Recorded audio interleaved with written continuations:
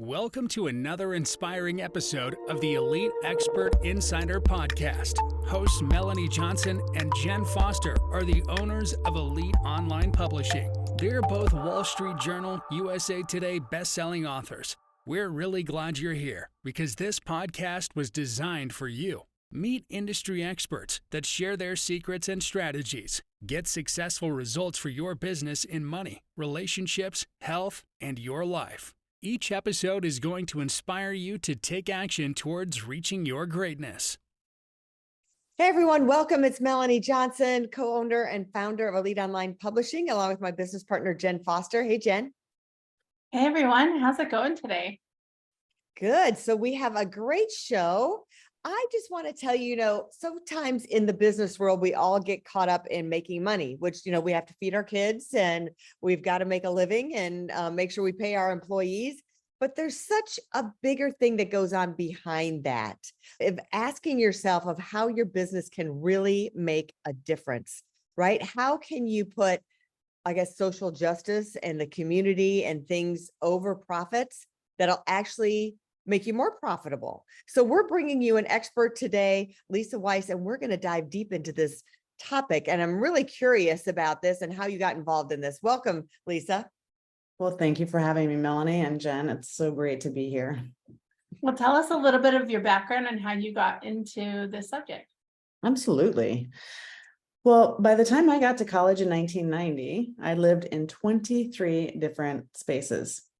So housing insecurity really framed a lot of my childhood. And I was also really wired to make a difference in the world. So as I bounced around from place to place, I thought to myself, I really want to make a secure life and future for myself. And I also don't want this for anyone else. So is there something that I can do uniquely in this world that helps not just me create a sense of home and security, but do the same for others?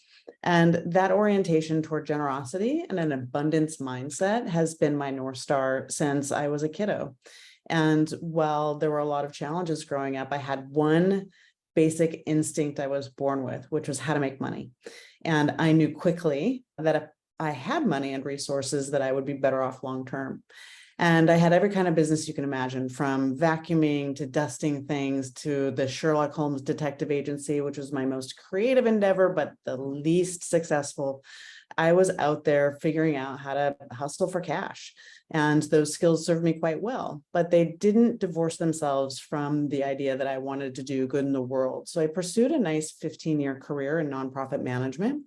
And in 2008, after managing a number of homes on the side for quite a long time, I said, you know what, I think I've got a great formula for property management, which is actually to do everything the opposite from how property management is typically delivered. I'm actually going to talk about residents and homes versus units and tenants.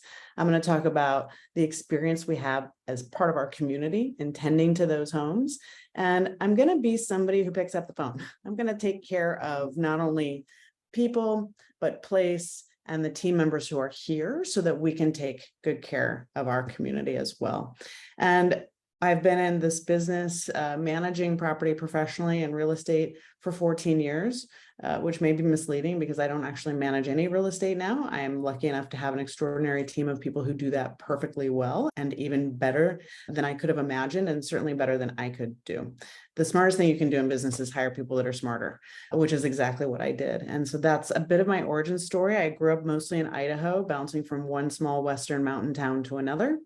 I found my way to Arizona for 14 years to attend the University of Arizona proudly, and I got 3 degrees there in film, because film and property management just go hand in hand. And I found my way to Washington, D.C., and have lived here for 20 years. So this is where I cut my teeth on being a bona fide business lady with a film degree. Wow. So how did you transition into this, social justice for businesses? How did that happen? It was not a transition, it was a trajectory. And for me, there is no business that can be done without a justice lens.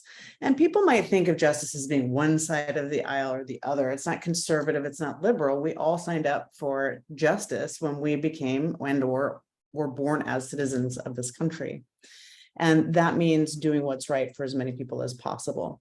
I understood that I had chances to think about where I spent my money and how I treated the people that were working with me and how I chose to relate my business to the environment and to the communities that we're serving, and even to our politicians, that every day I come to work and every day everybody else comes to work, virtually or not, is a chance for me to impact people's lives favorably. I am more trusted as a business owner than a politician is. So I think, what then is my responsibility to do right by the world? I have more power to do so, which means it is my responsibility to do so. And it has differentiated my companies, and it has given us a brand promise that's so unusual. People are intrigued with and curious about and wanting to do business with us. And that feels great. Yeah, that self-responsibility, I think, is key. So how do you express that to your clients and to your customers?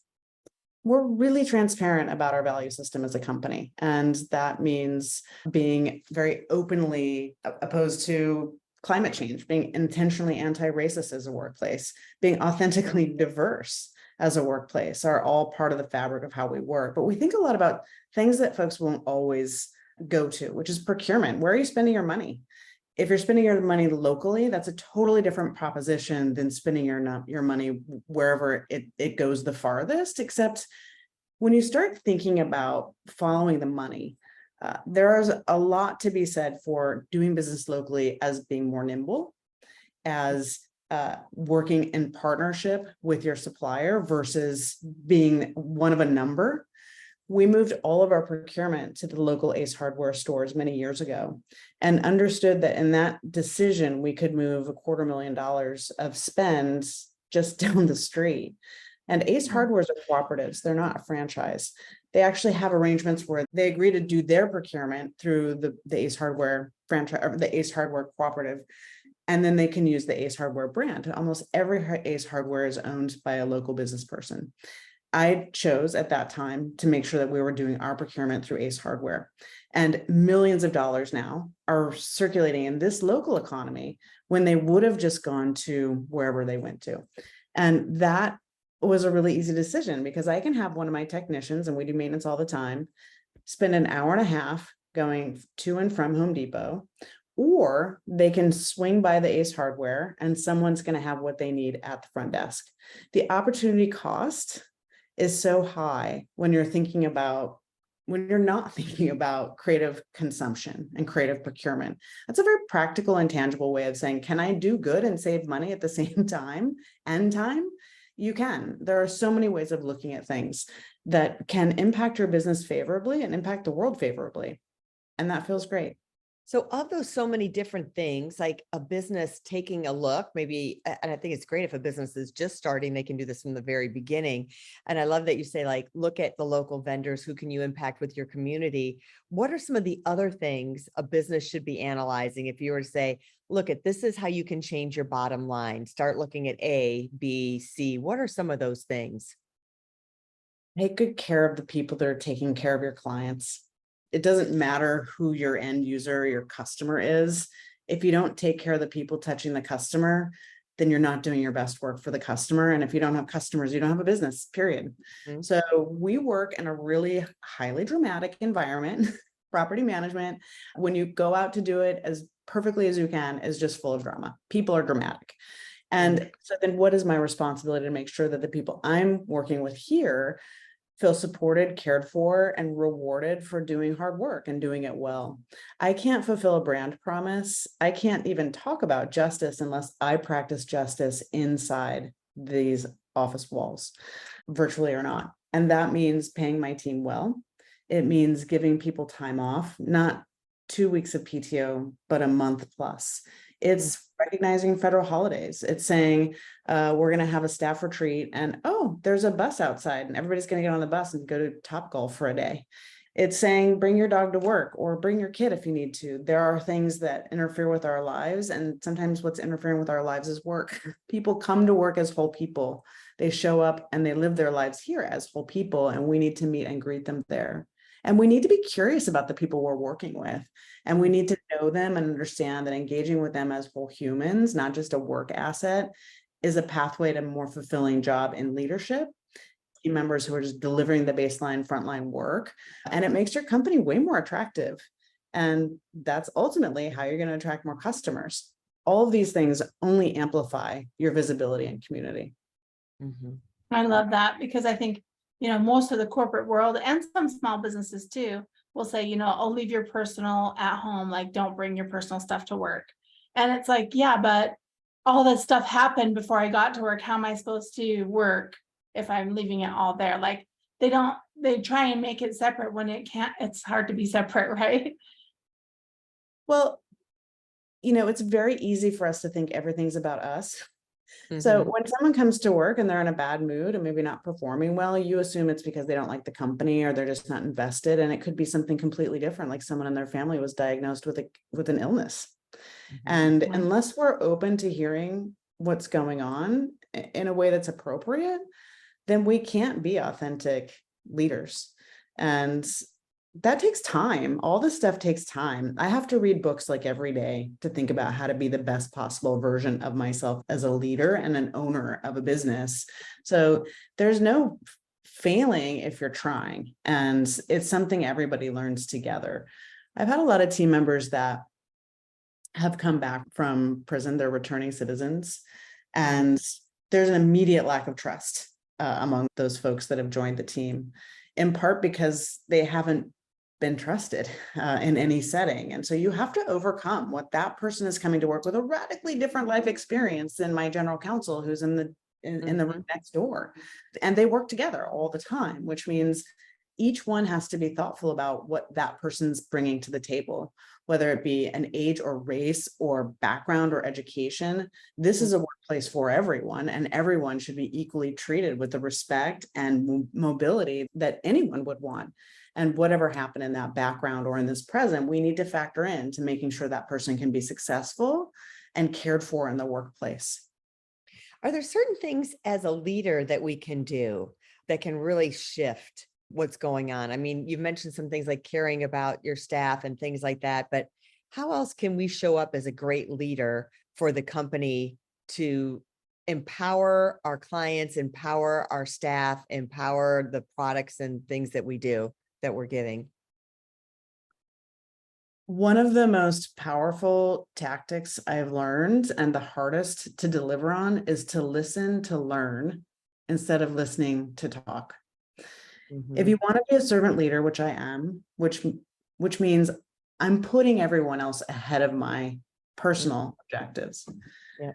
Then if I'm not actually listening to people and I'm just waiting to hear how whatever they have to say is either reminding them of me or reminding me of a work problem or something that's in my lens or frame of reference, but we're not going to hear ideas. We're not going to be able to engage empathically. We're not going to be able to experience a person's full potential unless we're curious and actually listening and asking questions and waiting for the answer. And that is really hard practice because we're actually taught to be selfish, and biologically speaking, it's in our best interest to be selfish until it's not. And that is something that we try really hard to practice in this work environment, along with being radically candid. And that means not delivering a hamburger of feedback, like you're great, and this is terrible, and then there's the mustard and you've got another bun. It's like, I care about you professionally, and this work product or whatever's happening here is working against you. And here's specific feedback about how you can overcome that, and here are resources available to do so. That's hard to do as well. That's why I read so much, because there are a lot of really smart people that have gone through these experiences, and you don't have to learn everything over time. You can leapfrog and you can get places faster by being curious yourself about who's done things well, and reteach yourself how to lead in a way that makes sense and feels fulfilling to you and to the people you're leading. And a well-led organization will always be more attractive, full stop. What are some of the books that you're reading? Oh gosh, How to Never Lose a Customer. Joey Coleman is a really great writer. Power of Habit by Charles Duhigg. We read a lot of books on EOS. It's a good model for us in terms of our operational system that we use. the age of the customer. I mean, there are like 100 things on my audio books at any given time, and I toggle between them. One of the books that I read recently is Atomic Habits, and just habit stacking and taking these small little things and saying, hey, people want to learn about habit stacking. I will often go record messages for my team, which is especially important because we're not together as often as we'd like to be. And I'll talk about a book that I've read. One of the most powerful books that I read recently was by Annie Duke, and she wrote a book called Quit. She's a behavioral psychologist that moved out of academia and became a professional poker player. And so calculating what those sunk costs versus future potential is really challenging for the human psyche. And that book gave me a lot of frame of reference for why quitting is moving on to something new, not necessarily leaving or failing at what you didn't do well at.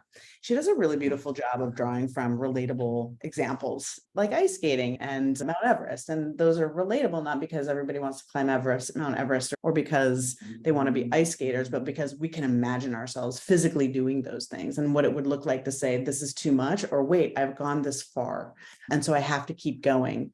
When you know that's never going to be a good decision, we are just wired to keep moving. And her book did a really good job of helping me frame some decisions for myself. We've both been reading that book. That's so ironic that that's both been on our radar, that we've been reading that. It's awesome. Yeah, it's a great book. Do you have any advice for women in business? I'm gonna say here that I have created a feminist fortress within which I work. And when I leave and cross paths with the patriarchy, I'm really confused. We need to support each other and not work against each other. We need to create space for women to be different, for women to make mistakes, for women to need to work through conflict, and to ensure that they're realizing full potential and not being held back because of gender in any way. We've had to be really intentional about how we're making sure we're keeping men in with the same equality.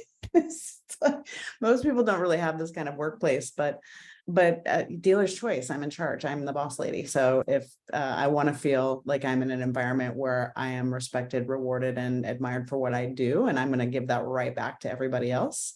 And that feels really nice. It is still hard as a woman to be taken seriously. There are many times when I have to ask a team member or work with a colleague and say, I need you to make this call or connect with this fill in the blank person because they will not pay attention to me because I'm a woman. That happens way more than you imagine it will. And I'm always really open about why that's happening. And we study. This is not something that's necessarily going away. And let's stop and pause here around why this isn't the kind of business future we want to promote, and that this is something we need to unwind. I think with women in business too, it brings out, especially if you're working in a men's industry, it brings out your male side of your personality. And sometimes we forget our feminine side too. Like that gets shoved away because you're in a different environment, like they say, you become the people you hang out. So your energy starts to become one way, and then you're expected to switch and be maybe, a caregiver, a parent, or whatever, and turn on this nurturing, this other side of you. I mean, maybe both sexes struggle with that too, that you're having to be two different things in two different environments. Well, I mean, Jen mentioned this earlier, what if you've had a bad day? I mean, we all have complex identities, and we should be entitled to and allowed to have those. It's also, we talk about a lot in this world according to binaries. So male, female, older, younger, experienced, inexperienced, and everything's actually on a spectrum. Not everybody is one thing or the other. Everybody's coming with complexity. I think the most rewarding and the richest environments for me are the ones where binaries really are like not existing, where you're seeing everybody, a little bit of everybody. I think reduces that comparative, or am I able to be myself? If you look around and everybody's a little bit different, then cool, then difference is normal. And we have tried to smash ourselves into somebody else's reality when we should all just show up and be ourselves. And workplaces can create those inviting environments, and they can also create environments that are toxic and uninviting. And that has to be a very intentional choice. People talk a lot about diversity. We keep looking, but we can't find anybody that can fill this seat. I'm like, just look harder. You're not looking as hard as you need to. And there are people out there that can do the work, and there are fewer restrictions than ever before with a remote environment. So that diversity, authentic diversity, where you have young people, older people from different kinds of backgrounds, it really does break down those binary assumptions that we make about each other and feeling like you're boxed in. Mhm. True. I love that we're having this conversation. What's one piece of advice you give to the listener about keeping their company diverse and with justice? You need to be thoughtful about your hiring practices, your management practices, the conversations you're having in a workplace. You have to ask your team if they're in an environment that feels good and rich and supportive. And you have to audit what you're doing. Having justice activities or things that you do that advance justice in your business don't need to be disruptive. They can be completely compatible with what your objectives are as a company. I mean, look at Impossible Foods. Talk about justice. That's food justice. And they're making mad money. If you're looking at what you're doing from the perspective of like, how does this actually make change in the world? And you can make change in a million different ways. There are so many people look at property management as occupancy and margin. And I look at it as the privilege of helping people have a good home and a dignified life. And I get to be part of that, as does every single person in my company. And so that's something you get to do. You go to work, you think about the property manager that goes to work, the boss makes all the cash. They check the answering machine a couple times a week. It's old school. There's no rewarding. It's like one owner and that's it. Like, what kind of service are you going to get there? And how attractive is that company versus one where they're like, oh, I'm lucky I get to be able to take care of people in their homes. That's a night and day experience, which means your company's going to be night and day. Yeah. And it's really not that hard to differentiate yourself. Justice is one way to do that. And justice can come in a million different ways. Climate justice. You could be a dry cleaner and have a company that differentiates itself and then does good. You could have a dry cleaning design where you say, dry clean less, but do it better. And our dry cleaning system means you don't have to spend as much, and you don't have to, and we don't need to use as many chemicals because you don't have to dry clean as often. Imagine that business model. But people will relate to that and say, oh, better value, less impact. That's better for me. And charge more. People will pay more often to spend with their values. So how you're showing up in that way will both, I think, enhance a team experience and also attract and delight your clients. I think, well said. It's really the mindset and the words that how you position yourself and along with the actions. So great interview today. Thank you, Lisa, for coming. Where can people find you and get more information? If you'd like to follow me, you can go to meetlisawise.com. Awesome. We'll put that link up in the show notes. Awesome. Thank you so much. What a great conversation. Yeah, thanks for coming today. If anyone's looking to write a book, reach out to us at eliteonlinepublishing.com and hit that author submission button. We guarantee we make our authors #1 bestsellers. We'll see you next time. Have a great week, everybody. Bye-bye. Bye. Hey, are you looking to increase your revenue, build credibility, and elevate your brand? This podcast is brought to you by Elite Online Publishing, an innovative publishing and full spectrum marketing company.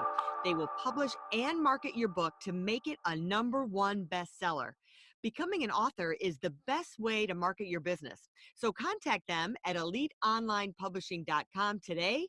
All of their authors become #1 bestsellers.